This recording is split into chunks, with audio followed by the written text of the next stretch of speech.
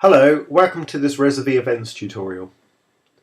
Events are what reservie uses to represent a class, a course, a workshop or a retreat. Creating an event is quick and easy, and once created you're ready to start selling. So let's get started. To create an event, we want to click on Events, Create an Event. Okay, we're now presented with the event editor. As you can see, this is broken up into a series of steps. So we have the basic information step, the scheduling step, the payment step, and then finally any additional properties that we wish to assign to this event. So we're going to now take a look at these in turn. So let's start with an event name. Let's call this Yoga with Bob on Monday. Okay, so this event is going to represent a yoga class with Bob on Monday. We can optionally give the event a description. This can be useful as it provides additional information at the point of checkout and allows the customer to have a little bit more context relating to what the event is about. I'm going to leave this blank for now. We then have the option of enabling or not the waiting list. A waiting list activates at the point that the event becomes fully booked. It enables prospective clients to come along and register their interest should an event space become available. So I'm going to enable that. Step 2, scheduling. So the scheduling is about providing the dates and the times of the event. We have two options within reservie. We have manual scheduling. This is highly recommended when you're first getting familiar with the system, as it enables you to have complete flexibility over the system. We also have automated scheduling. This enables you to configure the system to add dates to your events. This can be very useful if you have a weekly class that repeats week in, week out, or perhaps a monthly workshop that repeats month in, month out. But for now, let's go to manual scheduling, and I'm going to add some dates in. So let's assume that our class starts on Monday the 1st of April, and it's going to run for 4 weeks. 3, 4. Okay, so we've got our 4 weeks in here. Let's assume that the class starts at, say, 5:30 in the evening. And let's assume that the class is 60 minutes long in duration. The duration is actually optional, you do not need to add that, but it can be useful if you're using the automated schedule timetable system. Okay, so that's our scheduling complete. Our next step is to configure the payment. So within the configure payment, we need to define our pricing option, and what this is really saying is what the customer is selling. Now, if we're talking within the context of a yoga class, then normally this would be something like one person in that yoga class. Let's give it a price, let's say it's £10. If we were enabling class passes within the system, we could say how many class pass credits this class will be worth. And then we need to finally set the number of spaces. Let's say there's 10 spaces. So I've left this to 0, so I've assumed that we're not actually using class passes within this particular class. Okay, so that's set up. However, if you wanted to use the system to enable you to sell a retreat space, then what you might want to have is multiple pricing options, such as a single room, double room, twin room, that sort of thing. So the system gives you complete flexibility, but for the average class, it makes sense normally to have just a single pricing option. Okay, so our next part of our configure payment is to set up the payment mode. Now what this does is it tells the system how the customer must interact with the system at point of checkout. So if we enable pay-as-you-go, this means that for each of the dates that we've specified, a customer can choose one or more of these.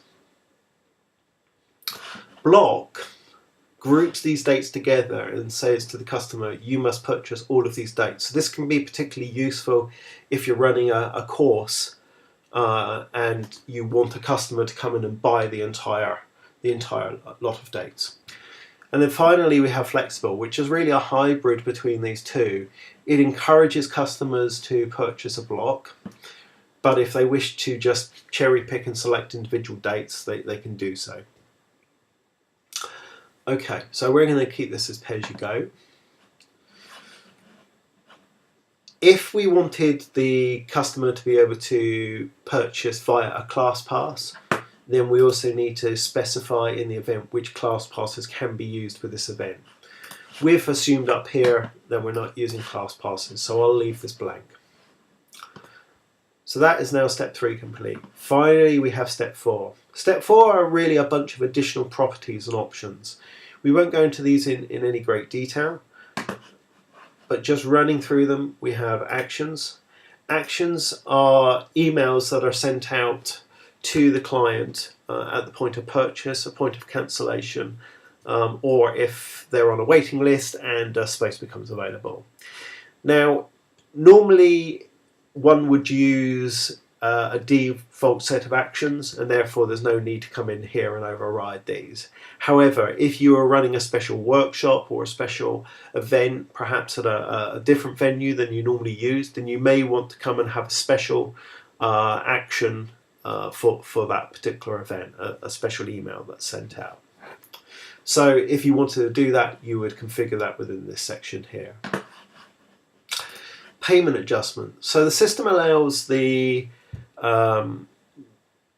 client to have the possibility of their final total being adjusted in some way, and the way that it does this is either via a discount voucher, which you can assign to the system and then provide to the customer.